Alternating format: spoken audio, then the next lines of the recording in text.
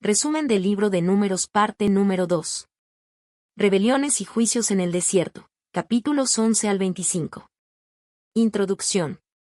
Los capítulos 11 al 25 del libro de Números relatan un periodo crucial en la travesía del pueblo de Israel por el desierto, caracterizado por la tensión entre la fidelidad de Dios y la constante rebeldía del pueblo. Después de haber sido liberados de la esclavitud en Egipto y de recibir la ley en el monte Sinaí, los israelitas continúan su camino hacia la tierra prometida. Pero su viaje está marcado por una serie de desafíos espirituales y pruebas que ponen a prueba su fe y obediencia.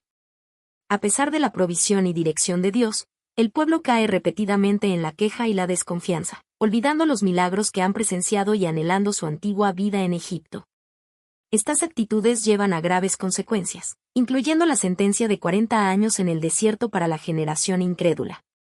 Moisés, como líder designado por Dios, enfrenta la dura tarea de interceder por el pueblo y soportar sus constantes murmuraciones, al mismo tiempo que Dios reafirma su autoridad con señales y juicios. En estos capítulos, ocurren eventos clave que reflejan la naturaleza humana y la justicia divina.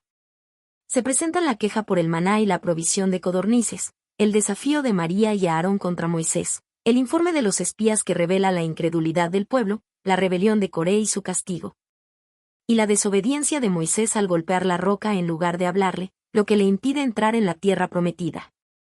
También se destaca el episodio de las serpientes ardientes y la serpiente de bronce como medio de salvación, y el intento de Balaam de maldecir a Israel, que termina en bendiciones pronunciadas por Dios.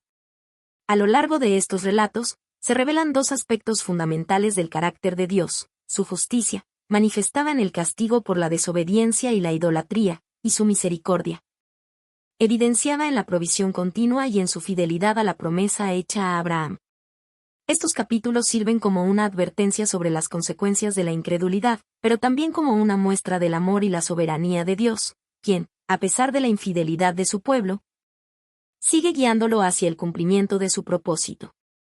Capítulo 11. Quejas y provisión de codornices. A medida que el pueblo de Israel avanza en su travesía por el desierto, las dificultades diarias despiertan en ellos un espíritu de ingratitud y murmuración. A pesar de la provisión constante de maná, el alimento milagroso enviado por Dios, los israelitas empiezan a lamentarse por la falta de variedad en su dieta. Con nostalgia recuerdan los alimentos de Egipto: pescado, pepinos, melones, puerros, cebollas y ajos. Y se quejan amargamente de su situación actual. Esta actitud desagrada al Señor, quien ha mostrado repetidamente su fidelidad al sustentarlos. En respuesta a su queja, Dios enciende su ira y un fuego devora una parte del campamento, causando gran temor entre el pueblo. Claman a Moisés, quien intercede por ellos, y el fuego cesa. Sin embargo, la insatisfacción persiste, especialmente entre la multitud mixta que viajaba con los israelitas, y pronto toda la comunidad vuelve a lamentarse. Moisés, agobiado por la constante queja del pueblo y la responsabilidad de guiarlos, se siente incapaz de manejar la carga solo. En un momento de profunda angustia, clama a Dios y le expresa su frustración, incluso llegando a decir que preferiría la muerte antes que seguir soportando la carga de liderazgo en tales condiciones. Dios, en su misericordia, le da una solución: ordena que 70 ancianos sean reunidos para recibir parte del espíritu que había sobre Moisés, permitiéndoles compartir la carga de liderazgo. Mientras tanto, en respuesta a la insatisfacción del pueblo, Dios les concede su deseo de carne, pero con una advertencia. Envía una gran cantidad de codornices que caen alrededor del campamento, suficientes para que cada persona recoja una gran cantidad. Sin embargo, su deseo desmedido y su codicia desatan la ira del Señor. Antes de que puedan terminar de consumir la carne, Dios los castiga con una plaga mortal, dejando en evidencia las graves consecuencias de su ingratitud y avaricia. Este capítulo ilustra cómo la queja y la falta de confianza en Dios pueden llevar al juicio divino. También destaca la compasión de Dios hacia Moisés al proveerle ayuda en su liderazgo y muestra la importancia de la dependencia en Dios para la provisión y la dirección. Capítulo 12. La rebelión de María y Aarón. En este capítulo, surge un conflicto dentro de la misma familia de Moisés. María y Aarón, sus propios hermanos, comienzan a murmurar contra él. La causa aparente de su crítica es el matrimonio de Moisés con una mujer cusita, lo que sugiere un posible prejuicio o desacuerdo con su elección. Sin embargo, su verdadera inconformidad va más allá de este asunto personal. En el fondo, cuestionan la autoridad y el liderazgo de Moisés, diciendo: ¿solamente por Moisés ha hablado Jehová? ¿No ha hablado también por nosotros? Esta actitud revela celos y una lucha por el reconocimiento dentro del liderazgo espiritual de Israel. Aarón, como sumo sacerdote, y María, reconocida como profetisa, parecen resentir la posición única que Dios le ha otorgado a Moisés. La respuesta de Dios. Dios escucha sus palabras y responde de inmediato, llamando a los tres al tabernáculo de reunión. Allí, el Señor desciende en una columna de nube y confronta a María y a Aarón, dejando claro que Moisés tiene una relación especial con él. Mientras que Dios se comunica con los profetas a través de visiones y sueños, con Moisés habla cara a cara, de manera directa y clara. Dios reafirma que Moisés es fiel en toda su casa y les pregunta por qué no tuvieron temor de hablar contra él. Al terminar su discurso, la nube se aparta, y en ese instante, María es afligida con lepra, quedando su piel blanca como la nieve. Aarón, al ver el castigo, reconoce su pecado y suplica a Moisés que interceda por su hermana. La intercesión de Moisés y la restauración de María. Moisés, mostrando su humildad y compasión, clama a Dios con una breve pero poderosa oración. «Oh Dios, sánala ahora». Sin embargo, Dios responde que, aunque la sanará, María deberá ser humillada y corregida por su falta.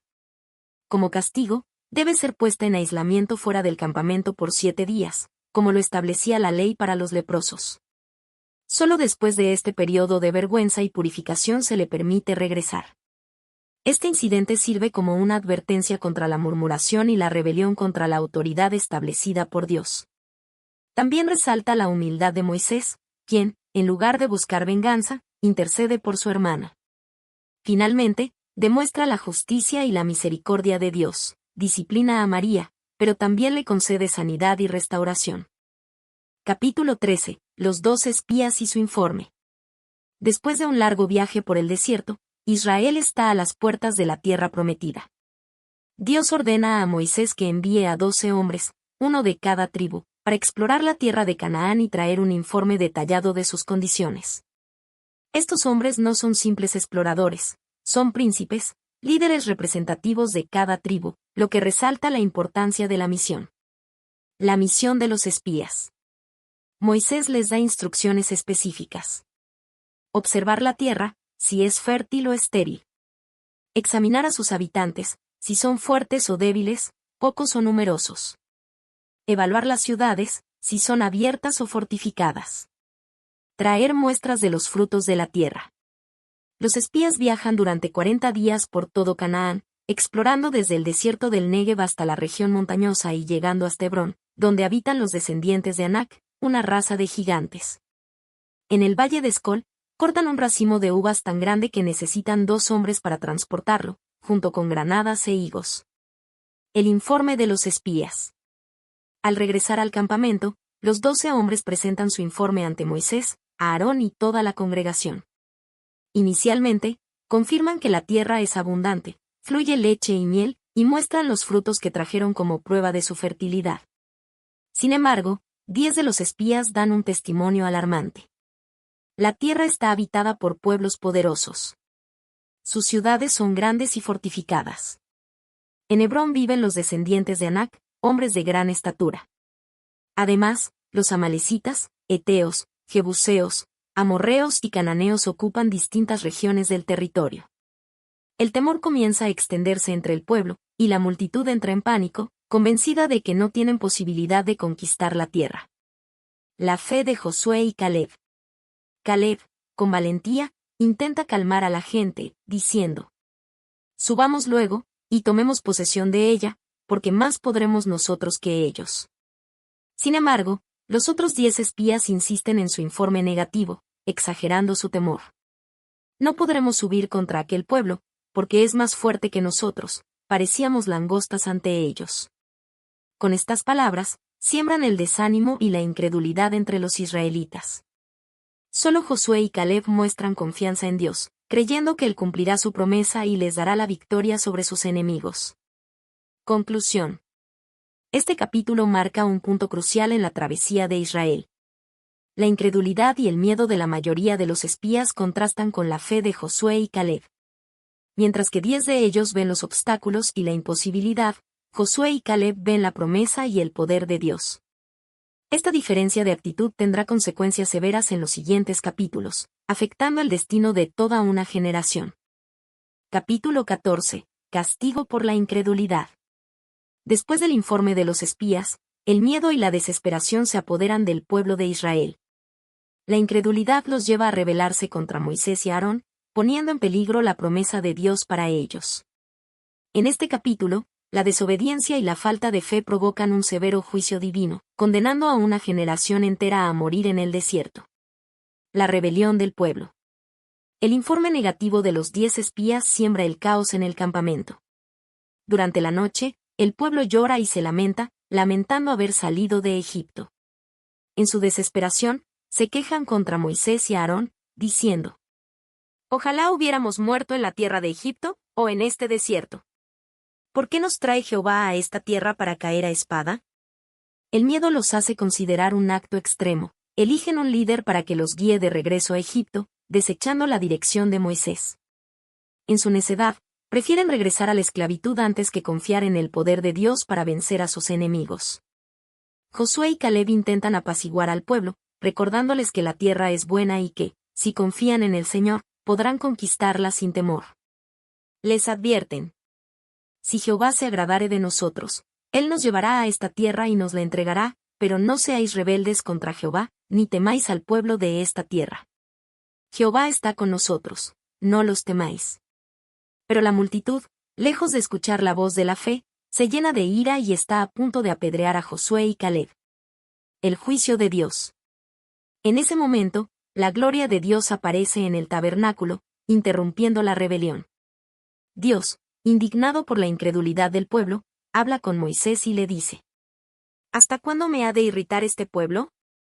¿Hasta cuándo no me creerán, con todas las señales que he hecho en medio de ellos?» El Señor, airado, declara su intención de destruirlos por su desobediencia y formar una nueva nación a partir de Moisés. Sin embargo, Moisés intercede nuevamente por el pueblo, apelando a la misericordia y fidelidad de Dios. Le ruega que no destruya a Israel, para que las naciones no digan que Dios los sacó de Egipto solo para aniquilarlos en el desierto. El castigo de los 40 años.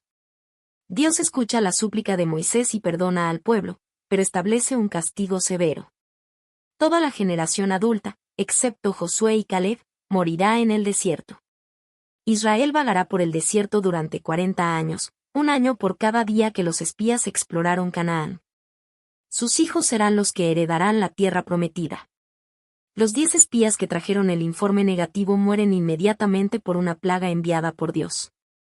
Este juicio muestra que la incredulidad tiene consecuencias graves y que Dios no tolera la falta de confianza en sus promesas. El fracaso de la conquista prematura. Al escuchar el castigo, el pueblo se llena de remordimiento y decide, por su cuenta, subir a la tierra de Canaán para intentar conquistarla. Moisés les advierte que no lo hagan, ya que Dios no está con ellos. Sin embargo, ignoran su consejo y avanzan sin la presencia del Señor.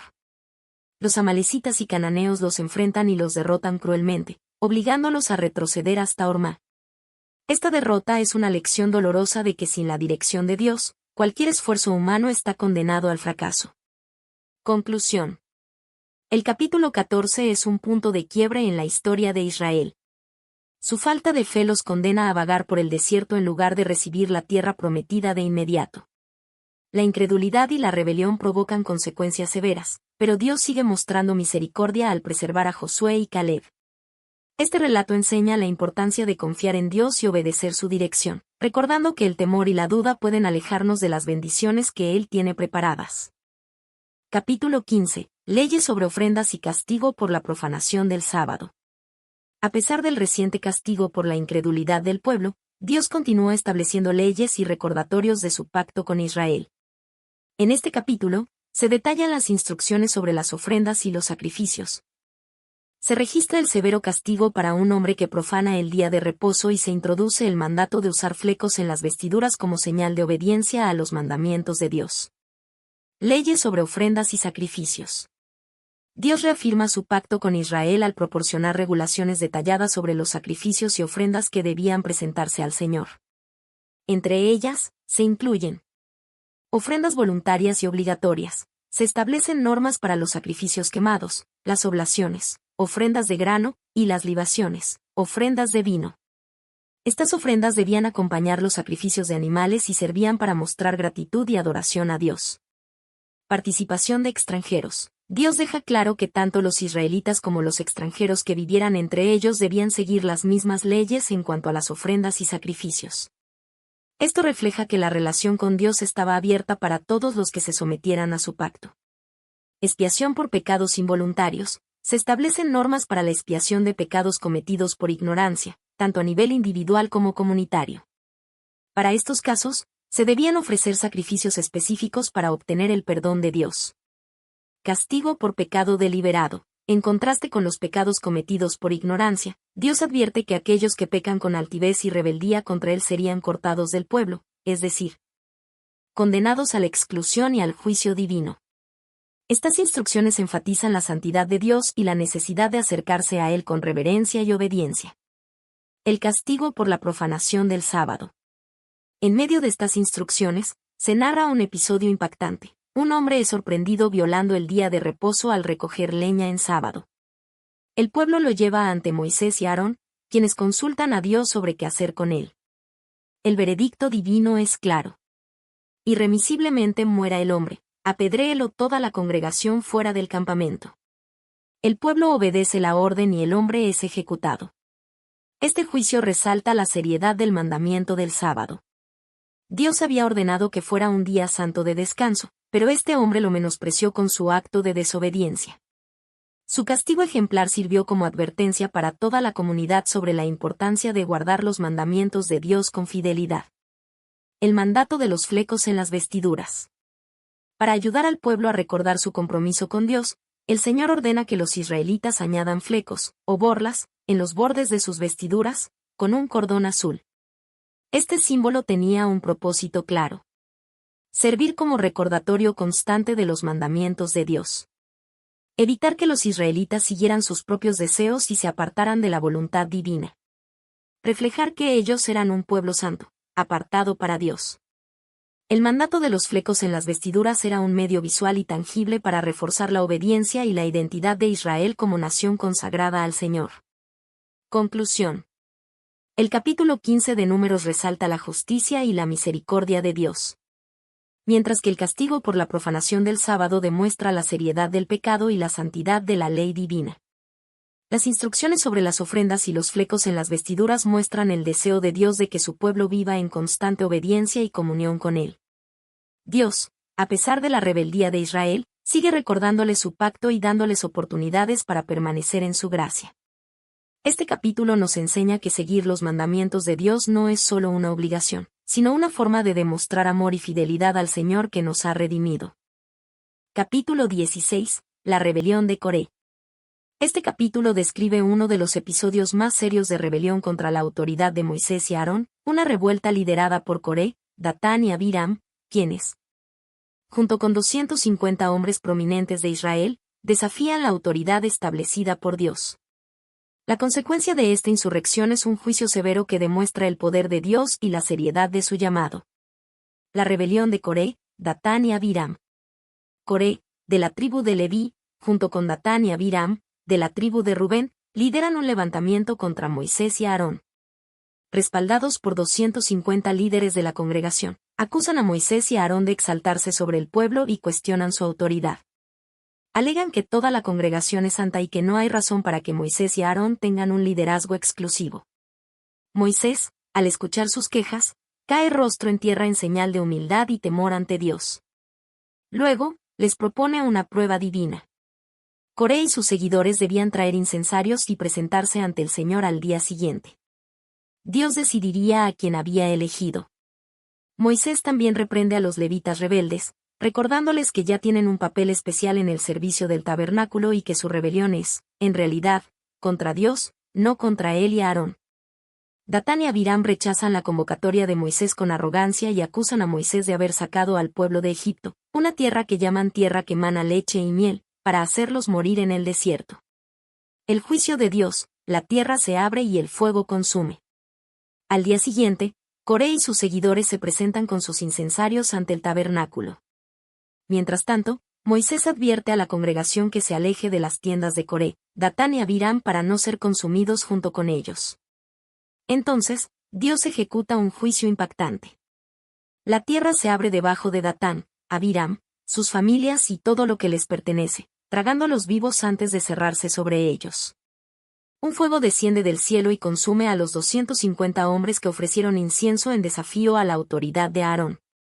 Este evento deja una gran impresión en el pueblo, demostrando que Dios no tolera la rebelión contra su orden establecido. El día siguiente, nueva murmuración y plaga mortal. Sorprendentemente, a pesar del juicio sobrenatural, al día siguiente el pueblo vuelve a murmurar contra Moisés y Aarón, acusándolos de haber matado al pueblo del Señor. Como resultado, la ira de Dios se enciende nuevamente y una plaga comienza a extenderse entre la congregación. Moisés ordena a Aarón que tome su incensario, ponga incienso en él y corra a interceder por el pueblo. Aarón se coloca entre los muertos y los vivos, y la plaga se detiene, pero no antes de que 14.700 personas mueran. Conclusión. El capítulo 16 de Números es un recordatorio solemne de las consecuencias de la rebelión contra Dios. Coré y sus seguidores no solo desafiaron la autoridad de Moisés y Aarón, sino que también rechazaron el liderazgo divino. Este evento resalta tres verdades importantes. Dios establece autoridad. Moisés y Aarón no se exaltaron a sí mismos, sino que fueron escogidos por Dios. Desafiar su liderazgo era desafiar a Dios mismo. El juicio divino es inmediato y severo. La tierra que se abre y el fuego que consume muestran que Dios no toma la rebelión a la ligera. La intercesión puede salvar vidas. Aarón, a pesar de la hostilidad del pueblo, se coloca en la brecha y detiene la plaga, mostrando el papel del sumo sacerdote como mediador entre Dios y el pueblo. Este capítulo es una advertencia contra la arrogancia y la insubordinación, y un recordatorio de que solo en la obediencia y la humildad ante Dios hay seguridad y bendición. Capítulo 17. La vara de Aarón florece. Después de la rebelión de Coré y las constantes quejas del pueblo contra Moisés y Aarón, Dios decide dar una señal clara e innegable de su elección sobre el liderazgo sacerdotal de Aarón. Este capítulo presenta un milagro que no solo confirma la autoridad divina de Aarón, sino que también sirve como advertencia contra futuras rebeliones. La orden de Dios, la prueba de las varas. Dios instruye a Moisés a tomar una vara de cada tribu de Israel, un total de 12 varas, y escribir el nombre de cada líder tribal en su respectiva vara. La vara de la tribu de Leví debía llevar el nombre de Aarón. Estas varas se colocarían en el tabernáculo, delante del arca del testimonio, en el lugar santísimo. Dios declara que la vara del hombre que él ha escogido florecerá milagrosamente. De esta manera, se pondría fin a las murmuraciones y quejas del pueblo contra Aarón y Moisés. El milagro, la vara de Aarón florece. Al día siguiente, cuando Moisés entra en el tabernáculo, encuentra que la vara de Aarón no solo ha brotado, sino que ha producido flores y almendras maduras. Esto es un milagro extraordinario, ya que una vara seca, separada de su árbol, no tiene posibilidad natural de florecer ni dar fruto. Este evento confirma de manera sobrenatural que Dios ha elegido a Aarón y su linaje para el sacerdocio, silenciando así cualquier duda sobre su liderazgo espiritual. La reacción del pueblo y la instrucción de Dios. Moisés saca las varas y las muestra al pueblo. Cada líder tribal recoge su vara, pero la de Aarón es apartada y Dios ordena que sea colocada dentro del arca del testimonio como un recordatorio perpetuo de su elección y como advertencia contra futuras rebeliones. El pueblo, al ver la señal divina, queda profundamente atemorizado. Reconocen la santidad de Dios y expresan su temor de morir si vuelven a desobedecer o acercarse indebidamente al tabernáculo. Lecciones y significado del milagro. Este capítulo enfatiza varias verdades clave. Dios elige y confirma a sus siervos. La vara florecida de Aarón es una evidencia visible de la elección divina. La autoridad espiritual no es determinada por la voluntad humana, sino por la soberanía de Dios. El sacerdocio es un llamado divino. El florecimiento de la vara muestra que el sacerdocio de Aarón no era una posición de poder humano, sino un servicio ordenado por Dios para interceder por el pueblo. Dios castiga la rebelión, pero también provee señales de su dirección. Después del juicio sobre Coré y los suyos, Dios usa un milagro para reafirmar su voluntad y evitar más conflictos entre el pueblo. El poder de Dios para dar vida. La vara seca que florece es un símbolo de la capacidad de Dios para traer vida de la muerte, prefigurando la resurrección y su poder transformador. La vara de Aarón, guardada en el arca del testimonio, se convierte en un símbolo de la fidelidad de Dios y de la seriedad de su autoridad. Es un recordatorio de que Dios es quien establece el liderazgo y que el pueblo debía someterse a su voluntad para recibir sus bendiciones. Capítulo 18. Responsabilidades y privilegios de los sacerdotes y levitas. Después de la confirmación del sacerdocio de Aarón mediante el milagro de la vara florecida, Dios establece regulaciones específicas para los sacerdotes y levitas, definiendo claramente sus responsabilidades y privilegios dentro del pueblo de Israel. Este capítulo es fundamental para comprender la estructura del liderazgo espiritual en Israel y el papel exclusivo de los levitas en el servicio del tabernáculo. La responsabilidad del sacerdocio. Dios habla a Aarón y le recuerda que él y sus hijos tienen la responsabilidad de servir como sacerdotes y de llevar la carga del santuario. Ellos serán los encargados de ministrar en el lugar santo y de asegurarse de que ningún extraño o no autorizado se acerque a las cosas santas, para que no haya más ira de Dios sobre el pueblo. Se enfatiza que cualquier transgresión relacionada con el santuario o con las funciones sacerdotales recaerá sobre Aarón y su descendencia. Esto muestra la seriedad del sacerdocio y la santidad que se requiere para ministrar delante de Dios. El papel de los levitas. Los levitas son dados a los sacerdotes como ayudantes en el servicio del tabernáculo. Su función principal es asistir en las tareas del santuario, pero sin acceder al altar ni a los utensilios sagrados, ya que éstas serán responsabilidades exclusivas de los sacerdotes. Dios establece que los levitas también deben ser responsables de su servicio y que, si alguien fuera de su linaje intenta asumir funciones sacerdotales, moriría. De esta manera, se protege la santidad del tabernáculo y se asegura que solo aquellos que han sido llamados por Dios ejerzan el ministerio sacerdotal. Los privilegios del sacerdocio. Dios concede a los sacerdotes ciertas porciones de las ofrendas y sacrificios como provisión para sus necesidades. Estas incluyen las ofrendas de cereal, expiación y culpa. La porción de los sacrificios de paz, incluyendo el pecho y la espaldilla. Los primogénitos de animales puros y el rescate de los primogénitos de los hombres y de animales impuros. La mejor parte del aceite, vino y grano ofrecidos a Dios. Estas provisiones aseguran el sustento de los sacerdotes y sus familias, permitiéndoles dedicarse completamente al servicio del santuario. El diezmo para los levitas. Dado que los levitas no recibirían heredad en la tierra de Canaán como las demás tribus, Dios establece que recibirán los diezmos del pueblo como su recompensa por el servicio en el tabernáculo. Sin embargo, los levitas también deben apartar una décima parte de estos diezmos y entregarla a los sacerdotes como una ofrenda para el Señor. Esto demuestra que incluso aquellos que sirven en el ministerio deben honrar a Dios con lo mejor de sus ingresos. Lecciones espirituales. El servicio a Dios implica responsabilidad. Tanto los sacerdotes como los levitas tenían roles específicos y debían cumplirlos fielmente. El ministerio no es un privilegio para buscar poder o beneficio personal, sino una responsabilidad sagrada delante de Dios. Dios provee para sus siervos. A través de las ofrendas y los diezmos, Dios aseguraba que los sacerdotes y levitas fueran sustentados sin necesidad de trabajar la tierra como las demás tribus. Esto les permitía enfocarse plenamente en la adoración y el servicio en el tabernáculo. La santidad del ministerio. Dios deja en claro que el acercamiento al santuario debía hacerse con reverencia y obediencia. Cualquier intento de usurpar roles sacerdotales o de desobedecer sus ordenanzas resultaría en consecuencias graves. El principio del diezmo. La práctica del diezmo como provisión para el ministerio de Dios se establece en este capítulo. También se muestra que los ministros de Dios no están exentos de dar, sino que deben ofrendar de lo que reciben, reconociendo que toda provisión proviene del Señor. Este capítulo reafirma la importancia del orden y la obediencia en la adoración a Dios, estableciendo un modelo de servicio que debía mantenerse en todo el tiempo en que Israel habitaría la tierra prometida. Capítulo 19. La purificación con la vaca roja. En este capítulo, Dios establece un rito de purificación esencial para el pueblo de Israel, basado en el sacrificio de una vaca roja sin defecto. Este mandato es de gran importancia, ya que permite la purificación de aquellos que han quedado impuros por haber tocado un cadáver, evitando así la contaminación del campamento y la ira de Dios sobre el pueblo. El mandato del sacrificio de la vaca roja. Dios ordena que se tome una vaca roja sin defecto ni mancha, que nunca haya llevado yugo, y que sea sacrificada fuera del campamento. Eleazar, el sacerdote, es el encargado de dirigir el rito. Después del sacrificio, debe rociar su sangre 7 veces hacia el frente del tabernáculo, como señal de purificación. Luego, la vaca debe ser completamente quemada junto con madera de cedro, hisopo y un hilo escarlata.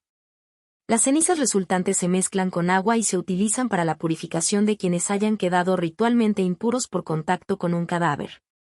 El uso del agua de purificación. La mezcla de agua y cenizas de la vaca roja es utilizada para limpiar a cualquier persona que haya tocado un muerto, un hueso humano o una tumba. Si alguien no se purificaba de esta manera, quedaba excluido de la congregación por haber contaminado el santuario de Dios. El proceso de purificación tomaba 7 días. El tercer día, la persona impura debía ser rociada con el agua de purificación, y nuevamente el 7º día. Luego, debía lavar su ropa y bañarse, quedando limpio al anochecer. Las reglas para los que manipulan la purificación. Curiosamente, aquellos que realizaban el rito de purificación o manipulaban las cenizas de la vaca roja también quedaban temporalmente impuros y debían lavarse. Esto muestra un principio espiritual profundo. El medio de purificación también requería limpieza para quienes lo administraban. Significado espiritual y profético. Este capítulo no solo tenía un propósito práctico para la purificación ritual de los israelitas, sino que también apunta a un significado más profundo. La santidad de Dios. Dios establece un sistema claro de pureza y contaminación. Su santidad exige que su pueblo se mantenga limpio, tanto física como espiritualmente. El sacrificio como medio de purificación. El sacrificio de la vaca roja prefigura el sacrificio de Jesucristo, quien, según Hebreos 9, 13 y 14, purifica nuestras conciencias de las obras muertas para servir al Dios vivo. Así como la ceniza de la vaca roja limpiaba la impureza física, la sangre de Cristo limpia nuestra impureza espiritual. La necesidad de la purificación continua. En la vida diaria, el pueblo de Israel inevitablemente se encontraba con la muerte y la impureza, lo que los obligaba a purificarse repetidamente. De manera similar, los creyentes necesitan una limpieza continua a través del arrepentimiento y la comunión con Dios. El misterio de la impureza transferida. Es interesante que el rito de purificación hacía impuro a quien lo realizaba. Esto simboliza cómo Cristo, al tomar nuestros pecados sobre sí mismo, experimentó la muerte y el castigo en nuestro lugar. Este capítulo subraya la importancia de la pureza, la santidad y el sacrificio en la relación del pueblo con Dios, estableciendo principios que se aplican tanto en la antigua alianza como en la fe cristiana. Capítulo 20. Pecado de Moisés y muerte de Aarón. Este capítulo marca un punto crucial en la travesía de Israel por el desierto, pues contiene 2 eventos de gran significado. El pecado de Moisés al desobedecer la instrucción de Dios respecto a la provisión de agua y la muerte de Aarón, el sumo sacerdote. Estas situaciones no solo impactan el liderazgo de Israel, sino que también reflejan la seriedad de la santidad y la obediencia en la relación con Dios. 1. Queja del pueblo y la falta de agua. A medida que los israelitas continúan su viaje, llegan a Cades, en el desierto de Sin, donde enfrentan una grave escasez de agua. Esta situación desata nuevamente las quejas del pueblo contra Moisés y Aarón. Los israelitas lamentan su condición, expresando su deseo de haber muerto en Egipto o junto a sus hermanos que ya habían perecido en el desierto. Acusan a Moisés y a Aarón de haberlos llevado a un lugar árido, donde no hay grano, higueras, viñas ni granadas, y donde no hay agua para beber. Este lamento refleja su constante incredulidad y su tendencia a olvidar las provisiones pasadas de Dios. 2. Dios ordena a Moisés hablar a la roca. Como en ocasiones anteriores, Moisés y Aarón buscan la dirección de Dios y caen rostro en tierra ante él en el tabernáculo. Dios responde y les da instrucciones precisas. Moisés debe tomar la vara y, junto con Aarón, reunir a la congregación. En presencia del pueblo, debe hablar a la roca, y ésta producirá agua en abundancia para calmar la sed de los israelitas y de sus animales. Dios deja claro que su poder se manifestará mediante la palabra de Moisés, sin necesidad de violencia ni fuerza física. 3. Moisés desobedece y golpea a la roca. Sin embargo, Moisés, en su enojo e impaciencia, se aparta del mandato divino. Reuniendo al pueblo, les dice con irritación: «Oíd ahora, rebeldes. ¿Os hemos de hacer salir aguas de esta roca?». En Números 20:10. En lugar de hablar a la roca como Dios le había ordenado, Moisés la golpea 2 veces con su vara. A pesar de su desobediencia, Dios en su misericordia hace que brote agua en abundancia para saciar al pueblo. 4. Consecuencia del pecado de Moisés y Aarón. Aunque el agua es provista, Dios inmediatamente reprende a Moisés y a Aarón por no haberle honrado ni creído en su palabra. Como consecuencia de su falta de obediencia y de haber mostrado impaciencia ante el pueblo, Dios les anuncia un castigo severo. Por cuanto no creísteis en mí, para santificarme delante de los hijos de Israel, por tanto, no llevaréis esta congregación a la tierra que les he dado. En Números 20:12. Este evento ocurre en las aguas de Meriba, que significa rencilla o contienda, pues allí los hijos de Israel contendieron contra el Señor y Él mostró su santidad entre ellos. 5. Paso por Edom y negativa del rey. Tras este episodio, Moisés envía mensajeros al rey de Edom pidiendo permiso para atravesar su territorio. Le aseguran que no dañarán sus campos ni sus viñedos, ni tomarán agua de sus pozos, sino que caminarán por el camino principal. Sin embargo, el rey de Edom se niega rotundamente y amenaza con salir a la batalla si los israelitas intentan cruzar. Israel, en lugar de pelear, decide rodear el territorio de Edom, mostrando obediencia a la dirección de Dios. 6. Muerte de Aarón y sucesión de Eleazar. El capítulo culmina con la muerte de Aarón, el sumo sacerdote. Dios instruye a Moisés que suba con Aarón y su hijo Eleazar al monte Hor. Allí, en presencia de Moisés, Eleazar recibe las vestiduras sacerdotales de su padre, simbolizando su sucesión como sumo sacerdote. Aarón muere en la cima del monte, y Moisés y Eleazar descienden sin él. Cuando el pueblo ve que Aarón ha muerto, lloran por él durante 30 días, en señal de duelo. 7. Reflexión y lecciones espirituales. Este capítulo nos deja profundas enseñanzas sobre la obediencia, la santidad y la confianza en Dios. Obediencia exacta. Moisés fue castigado no solo por desobedecer, sino porque al golpear la roca en lugar de hablarle, desvió la gloria de Dios y actuó impulsado por su frustración. Esto nos recuerda que obedecer parcialmente es lo mismo que desobedecer. La responsabilidad del liderazgo. Moisés y Aarón eran líderes espirituales y su error tuvo consecuencias graves. Quienes lideran tienen una mayor responsabilidad ante Dios. La santidad de Dios. Dios requiere que su pueblo y sus líderes actúen con reverencia y obediencia. Moisés y Aarón no santificaron su nombre delante del pueblo, lo que les costó la entrada a la tierra prometida. La transición del sacerdocio. La muerte de Aarón y la sucesión de Eleazar representan la continuidad del sacerdocio y la importancia de la fidelidad en el servicio a Dios. Este capítulo, aunque triste por las consecuencias del pecado de Moisés y la muerte de Aarón, reafirma la soberanía de Dios y la necesidad de confiar plenamente en sus instrucciones. Capítulo 21. Las serpientes ardientes y la serpiente de bronce. Este capítulo presenta un episodio crucial en la travesía de Israel por el desierto, en el que el pueblo experimenta tanto el juicio de Dios como su misericordia. En medio de la rebelión y el castigo divino, Dios provee un medio de salvación a través de la serpiente de bronce. Un símbolo de fe y redención que más tarde será mencionado por Jesús como una representación de su propia obra en la cruz. 1. Victoria sobre los cananeos. El capítulo inicia con la confrontación entre Israel y el rey cananeo de Arad. Este rey, al enterarse del avance de los israelitas, decide atacar y toma a algunos prisioneros. Sin embargo, el pueblo clama a Dios y hace un voto. Si en efecto entregas a este pueblo en mi mano, destruiré por completo sus ciudades. Números 21:2. Dios escucha su oración y les concede la victoria. Israel destruye completamente las ciudades de los cananeos, y el lugar es llamado Horma, que significa destrucción total. Esta victoria reafirma el poder de Dios y su fidelidad en cumplir sus promesas. 2. Quejas del pueblo y castigo de las serpientes ardientes. A pesar de la reciente victoria, el pueblo vuelve a impacientarse y a murmurar contra Dios y Moisés mientras rodean la tierra de Edom para continuar su viaje. Se quejan diciendo: ¿Por qué nos sacaste de Egipto para morir en este desierto? No hay pan ni agua, y estamos hartos de este pan miserable. Números 21, 5. Una vez más, los israelitas muestran su falta de gratitud y fe, despreciando el maná que Dios les proveía diariamente. En respuesta a esta rebelión, Dios envía serpientes ardientes que muerden al pueblo, causando la muerte de muchos.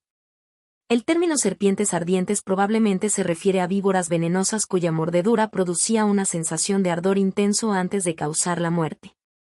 3. Arrepentimiento y la intercesión de Moisés. Al ver el terrible castigo, el pueblo reconoce su pecado y acude a Moisés, diciendo: «Hemos pecado por haber hablado contra el Señor y contra ti, ruega al Señor para que quite de nosotros las serpientes». Números 21, 7. Moisés intercede por ellos, mostrando nuevamente su papel como mediador entre Dios e Israel. Su compasión y disposición para orar por el pueblo reflejan su liderazgo fiel, a pesar de la constante rebelión de la nación. 4. La serpiente de bronce, un símbolo de salvación. En respuesta a la oración de Moisés, Dios provee un medio de salvación en lugar de simplemente eliminar las serpientes. Le ordena a Moisés hacer una serpiente de bronce y colocarla sobre un asta. La instrucción divina es clara. Cualquiera que sea mordido y mire a ella, vivirá. Números 21, 8. Moisés obedece y levanta la serpiente de bronce, y todos aquellos que, al ser mordidos, miran con fe hacia ella, son sanados. Este evento es profundamente simbólico y apunta a la obra redentora de Cristo. 5. Significado espiritual de la serpiente de bronce. La serpiente de bronce en el asta es una prefiguración del sacrificio de Jesús en la cruz. En el Evangelio de Juan, Jesús mismo hace referencia a este evento cuando dice: «Y como Moisés levantó la serpiente en el desierto, así es necesario que el Hijo del Hombre sea levantado, para que todo aquel que en él cree, no se pierda, sino que tenga vida eterna». Juan 3, 14 y 15. Así como los israelitas mordidos por las serpientes debían mirar con fe a la serpiente de bronce para ser sanados, los pecadores deben mirar a Cristo con fe para recibir salvación. La serpiente representa el pecado y el juicio, pero al ser levantada, se convierte en un instrumento de salvación, al igual que Jesús, quien llevó el pecado del mundo sobre sí mismo en la cruz. 6. Viaje hacia Moab y nuevas victorias. Después de este evento, Israel continúa su travesía y llega a lugares como Obot, y Jeabarim y el valle de Zared. En cada etapa, Dios provee para ellos. En Beer, Dios les da agua y el pueblo responde con gratitud cantando un cántico de alabanza. Más adelante, Israel enfrenta a Sión, rey de los amorreos, quien se niega a dejarlos pasar por su territorio. Israel lo derrota en batalla y toma posesión de su tierra, estableciendo su dominio sobre varias regiones.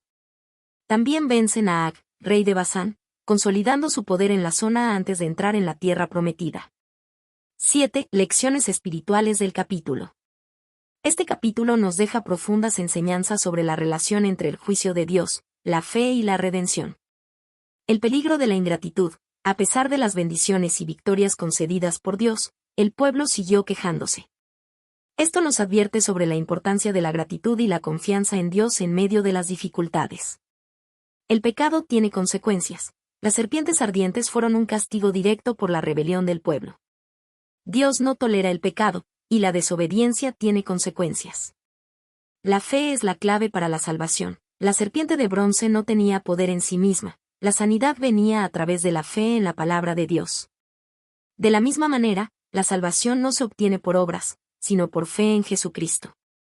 Jesús es el verdadero Salvador. Así como la serpiente de bronce fue levantada para que los israelitas vivieran, Cristo fue levantado en la cruz para que todo aquel que en él cree tenga vida eterna. Este capítulo es un recordatorio poderoso de que, aunque el pecado merece juicio, Dios en su misericordia siempre provee un camino de salvación para aquellos que confían en él. Capítulo 22. Balaam y la burra que habla. Este capítulo narra el intento del rey moabita Balac de utilizar a Balaam, un adivino de renombre, para maldecir a Israel. Sin embargo, Dios interviene de manera asombrosa, demostrando su soberanía incluso sobre los planes humanos y utilizando medios inusuales, como una burra parlante, para revelar su voluntad. 1. Balac, el temor y la contratación de Balaam.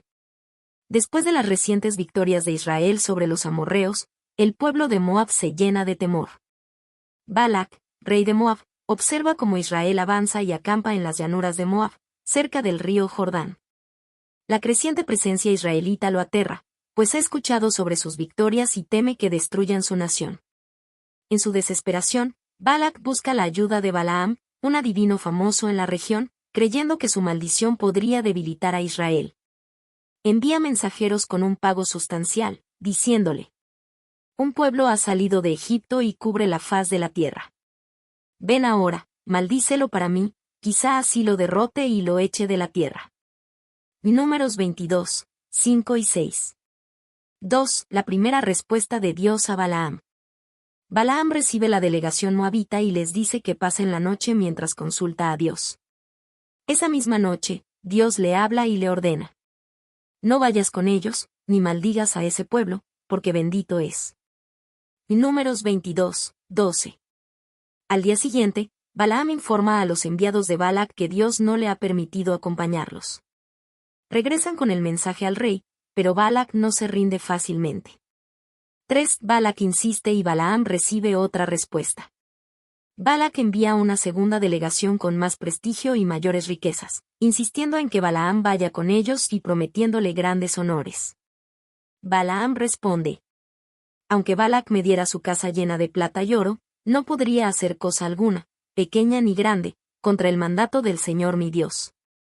Números 22, 18. Sin embargo, en lugar de rechazar la oferta de inmediato, les pide que pasen la noche para consultar nuevamente a Dios, sugiriendo que todavía hay una posibilidad de que pueda ir. Esa noche, Dios le dice: si han venido a llamarte, levántate y ve con ellos, pero harás solo lo que yo te diga. Números 22, 20. Balaam se levanta temprano y parte con los moabitas, pero la ira de Dios se enciende contra él. Aunque Dios le permitió ir, él conoce las intenciones del corazón de Balaam, que parecen inclinadas a aceptar la recompensa. 4. El ángel del Señor y la burra que habla. Mientras Balaam viaja, Dios envía a un ángel para bloquear su camino. La burra que monta ve al ángel con una espada desenvainada y se aparta del camino. Balaam, que no ve al ángel, golpea al animal para que continúe. El ángel se aparece nuevamente en un sendero estrecho entre viñas. La burra intenta desviarse y aprieta la pierna de Balaam contra un muro. Furioso, él la golpea de nuevo. Por tercera vez, el ángel se pone delante de ellos en un paso tan estrecho que la burra no puede pasar. Sin otra opción, el animal se echa en el suelo. Balaam, lleno de ira, la golpea con su vara. Entonces, Dios abre la boca de la burra, y el animal le dice: ¿qué te he hecho para que me golpees estas 3 veces? Números 22, 28. Sorprendentemente, Balaam responde sin mostrar asombro: porque te has burlado de mí. Si tuviera una espada en mi mano, ahora te mataría. Números 22, 29. La burra replica: ¿acaso no soy tu burra, en la que has cabalgado toda tu vida? ¿Alguna vez te he hecho esto? Balaam finalmente reconoce que algo extraordinario está ocurriendo. Entonces, Dios le abre los ojos y ve al ángel del Señor con la espada desenvainada. El ángel le dice: yo he salido para oponerme a ti porque tu camino es perverso delante de mí. La burra me vio y se apartó de mí estas 3 veces. Si no se hubiera apartado, yo te habría matado y a ella la habría dejado con vida. Números 22, 32 y 33. Balaam, temblando, reconoce su pecado y ofrece regresar. Pero el ángel le dice que continúe con la advertencia de que solo podrá hablar lo que Dios le ordene. 5. Balaam llega a Moab y encuentra a Balac. Cuando Balaam llega, Balac lo recibe con impaciencia y le pregunta por qué tardó tanto. Balaam responde con firmeza: he venido a ti, pero no podré decir nada por mi cuenta, hablaré solo lo que Dios me diga. Números 22, 38. Balac lo lleva a Bamot Baal, un lugar elevado desde donde podía ver una parte del campamento israelita. Allí, se preparan sacrificios y Balaam se dispone a recibir la palabra de Dios. 6. Enseñanzas espirituales del capítulo. Este capítulo nos deja varias lecciones profundas. Dios es soberano incluso sobre los planes de los hombres. Aunque Balac intentó maldecir a Israel, Dios impidió que Balaam pronunciara algo en contra de su pueblo. No podemos negociar con Dios. Balaam sabía que Dios había dicho no la primera vez, pero aún así buscó una segunda respuesta. Esto muestra que en ocasiones, cuando insistimos en algo fuera de la voluntad de Dios, Él puede permitirnos seguir, pero con consecuencias. La obediencia parcial no es suficiente. Balaam iba en el camino correcto físicamente, pero su corazón estaba inclinado a la recompensa. Dios quiere obediencia total, no solo externa, sino también interna. Dios puede usar cualquier medio para hablar. Usar una burra para reprender a un profeta demuestra que Dios tiene autoridad sobre toda la creación y puede emplear lo inesperado para comunicar su mensaje. La visión espiritual es más importante que la visión física. La burra vio al ángel antes que Balaam, lo que ilustra que el discernimiento espiritual es más valioso que la simple capacidad de ver. Este capítulo es solo el comienzo de la historia de Balaam, que continuará en los siguientes capítulos, donde veremos cómo Dios transforma las maldiciones en bendiciones y la verdadera intención de Balaam se revela. Capítulo 23. Primera y segunda bendición de Balaam. Este capítulo relata cómo Balaam, contratado por el rey Balac para maldecir a Israel, se ve obligado a bendecir al pueblo en lugar de maldecirlo.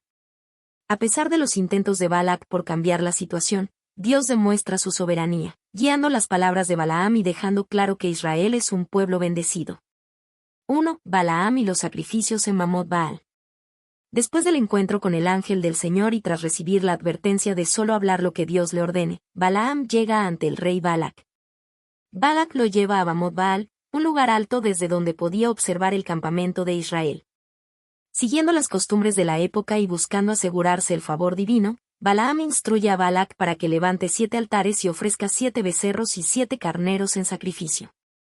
Balaam luego se aparta para buscar la palabra de Dios, prometiendo a Balac que solo declarará lo que el Señor le indique. Dios se le aparece y pone palabras en su boca. 2. La primera bendición de Balaam. Cuando Balaam regresa, Balac espera escuchar palabras de maldición contra Israel, pero en cambio, Balaam proclama la primera bendición. ¿Cómo maldeciré yo a quien Dios no ha maldecido? ¿Cómo he de execrar a quien el Señor no ha execrado? Desde la cumbre de las peñas lo veo. Desde los collados lo contemplo. He aquí un pueblo que habita confiado. Que no será contado entre las naciones. Números 23, 8 y 9. Balaam deja en claro que no puede maldecir a Israel porque Dios no lo ha maldecido. Más aún, resalta la singularidad del pueblo de Dios, distinto de las demás naciones, protegido y apartado por el Señor. Luego, expresa su deseo de tener el mismo destino que Israel. Muera yo la muerte de los rectos, y mi fin sea como el suyo. Números 23, 10. Balac, furioso, le reprocha a Balaam que lo ha bendecido en lugar de maldecirlo. Balaam responde con firmeza. ¿No debo cuidar de decir lo que Jehová pone en mi boca? Números 23, 12. 3. Un segundo intento en el monte Pisga. A pesar de su decepción, Balac no se rinde. Supone que el problema radica en la ubicación y lleva a Balaam a otro monte, el monte Pisga, desde donde solo se veía una parte del campamento israelita, con la esperanza de obtener un resultado diferente. Nuevamente, Balaam ordena levantar 7 altares y ofrecer 7 becerros y 7 carneros. Se retira a buscar la dirección de Dios, y nuevamente el Señor pone palabras en su boca. Cuando Balaam regresa, pronuncia la segunda bendición. Dios no es hombre, para que mienta. Ni hijo de hombre, para que se arrepienta. Él dijo, y no hará. Habló, y no lo ejecutará. Números 23, 19. Con esta declaración, Balaam afirma la inmutabilidad de Dios, sus promesas son seguras, y su palabra no puede ser alterada. Luego, proclama con claridad que Israel ha sido bendecido y que esa bendición no puede ser revocada. He recibido orden de bendecir. Él dio bendición, y no podré revocarla. Números 23, 20. Balaam también destaca la protección divina sobre Israel. No ha notado iniquidad en Jacob, ni ha visto perversidad en Israel. Jehová su Dios está con él, y júbilo de rey en él. Números 23, 21. Dios mismo vela por Israel, y su poder es incomparable. Dios los ha sacado de Egipto. Tiene fuerzas como de búfalo. Porque contra Jacob no hay agüero, ni adivinación contra Israel. Ahora será dicho de Jacob y de Israel lo que ha hecho Dios. Números 23, 22 y 23. Finalmente, Balaam proclama la victoria y el poder de Israel sobre sus enemigos. He aquí un pueblo que se levanta como león. Y como león se yergue. No se echará hasta que devore la presa. Y beba la sangre de los muertos. Números 23, 24. Esta declaración deja claro que Israel no solo es bendecido, sino que es un pueblo fuerte, destinado a vencer a sus enemigos con el respaldo del Señor. 4. La frustración de Balac. Balac, cada vez más frustrado, le dice a Balaam: no lo maldigas, pero tampoco lo bendigas. Números 23, 25.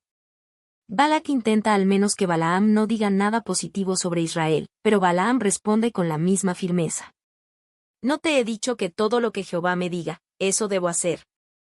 Números 23, 26. A pesar de que 2 intentos han fracasado, Balac aún no se rinde y decide probar un tercer lugar, esperando obtener un resultado diferente. 5. Enseñanzas espirituales del capítulo.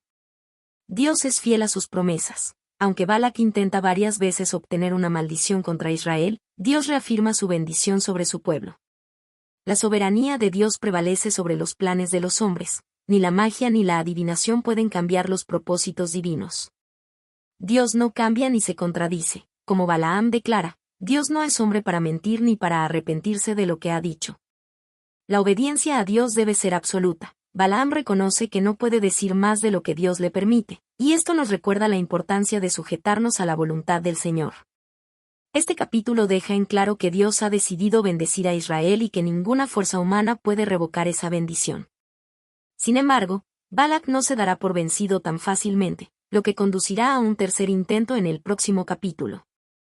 Capítulo 24. Tercera bendición de Balaam y profecía sobre el Mesías.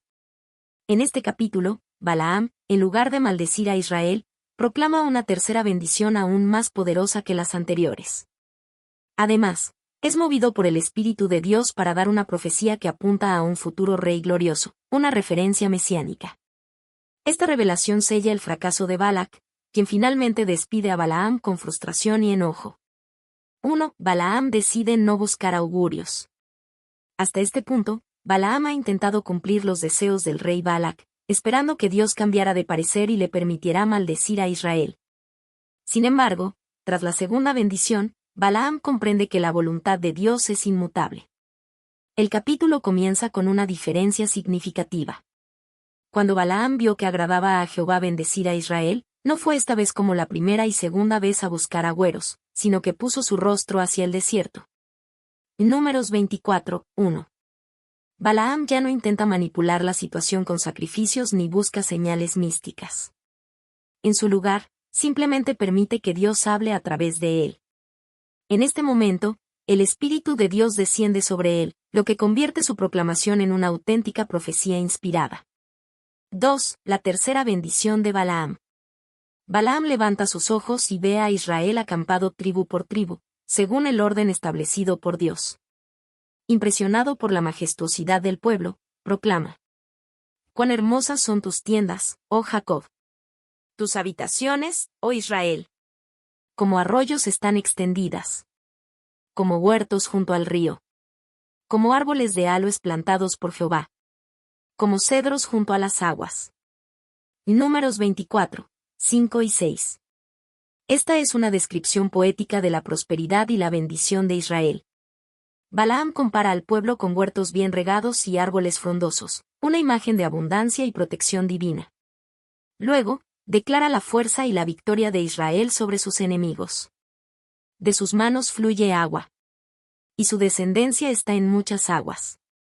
Su rey será exaltado más que Agar. Y su reino será engrandecido. Números 24, 7. Aquí se introduce la figura de un rey futuro que reinará con poder y cuya dinastía será superior a cualquier otra.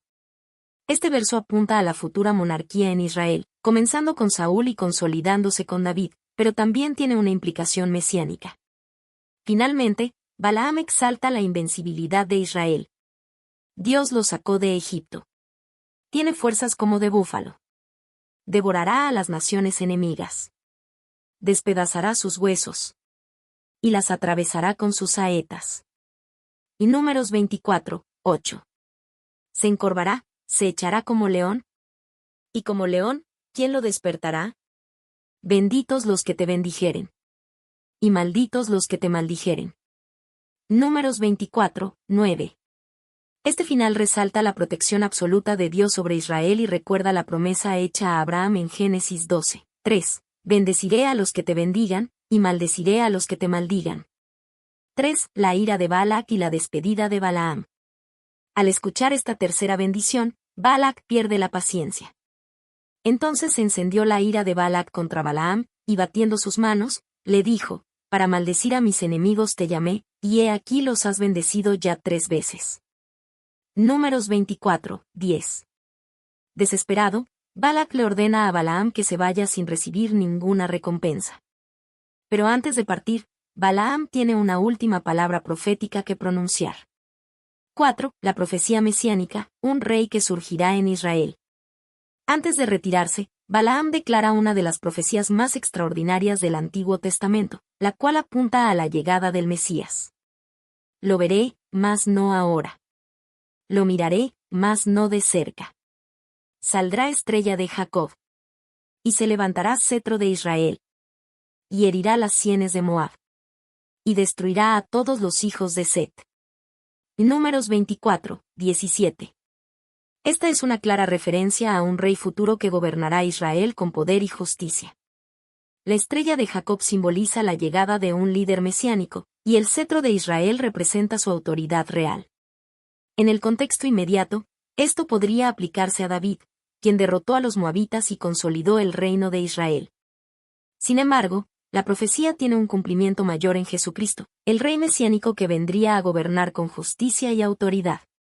Luego, Balaam predice la destrucción de los enemigos de Israel. Edom será una posesión. Seir también será posesión de sus enemigos. E Israel se portará varonilmente. Y Números 24, 18. De Jacob saldrá el que dominará. Y destruirá lo que quedare de la ciudad. Números 24, 19. Con estas palabras, Balaam anuncia el destino de las naciones enemigas de Israel. 5. Conclusión y salida de Balaam. Tras dar su última profecía, Balaam se despide y regresa a su tierra. Aunque aparentemente respeta la voluntad de Dios en este momento, más adelante en la Biblia se revela que terminó siendo una figura corrupta. Pues aconsejó a los moabitas para que hicieran tropezar a Israel con la idolatría y la inmoralidad. Números 31, 16, Apocalipsis 2, 14. Balac, por su parte, se retira con las manos vacías. Sus intentos de maldecir a Israel han fracasado completamente, y en su lugar, ha sido testigo de una de las profecías más impactantes de la Biblia. 6. Enseñanzas espirituales del capítulo. Dios protege y bendice a su pueblo. A pesar de los intentos de sus enemigos, Israel sigue recibiendo el favor de Dios. La soberanía de Dios es absoluta. Nadie puede cambiar los planes divinos ni anular sus promesas. Jesucristo es la estrella de Jacob. Esta profecía anticipa al Mesías, quien vendría a establecer su reino eterno. Las bendiciones de Dios son irrevocables. Si Dios ha decidido bendecir, ningún poder humano puede revertir su decisión. Este capítulo no solo sella la bendición de Israel en ese momento, sino que proyecta el futuro glorioso del pueblo de Dios con la venida de un Rey Supremo, Jesucristo. Capítulo 25. La idolatría y castigo de Israel en Peor. Este capítulo relata un momento crítico en la historia de Israel, cuando el pueblo cae en idolatría y es castigado por Dios. La influencia de los moabitas y madianitas lleva a los israelitas a desviarse, provocando la ira divina y resultando en una plaga devastadora.